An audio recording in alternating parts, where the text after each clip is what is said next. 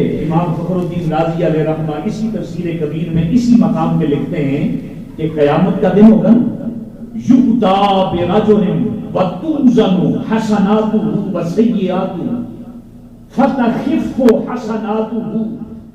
قیامت کا دن ہوگا، ایک بندے کی نیکیاں برائیاں وزن کی جا رہی ہوں گی، تو وزن جب کیا جائے گا تو نیکیوں کا وزن کم، برائیوں کا وزن زیادہ نکلے گا۔ ظاہر نیکیاں گھٹ ہون تے برائیاں زیادہ ہون تے ظاہر فیصلہ ہی ہونا ہے کہ بندہ کدھر جاوے، جہنم میں جاوے۔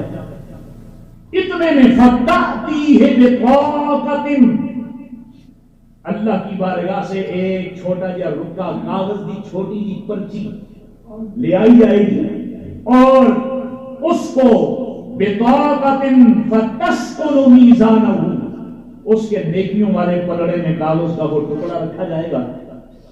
فَإِذَا فِيهَا شَهَادَةُ أَن لَّا إِلَٰهَ إِلَّا اللَّهُ، اس کاغذ کے ٹکڑے پہ کیا ہوگا؟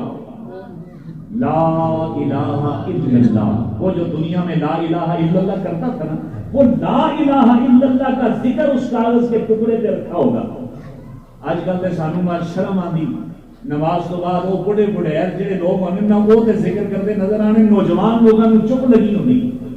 اور میں نے کہا دیکھو جلا کر اس میں شرمانے کی کوئی ضرورت نہیں۔ نماز جنازہ پہ، جنازے پہ جب ہم جنازہ لے کے جا رہے ہوتے ہیں، چند ایک بندے لا الہ الا اللہ کا ذکر کر رہے ہوتے ہیں، زیادہ تر خاموش ہوتے ہیں، سانو شرم آتی۔ لیکن میں نے کہا یہ سودا کوئی اتنا مہنگا سودا نہیں ہے۔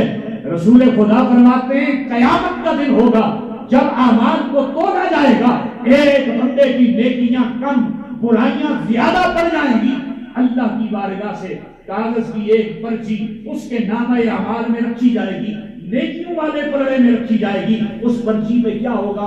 وہ لا الہ الا اللہ کا ذکر جو دنیا میں کرتا تھا وہ اس کاغذ کے ٹکڑے پہ لکھا ہوگا۔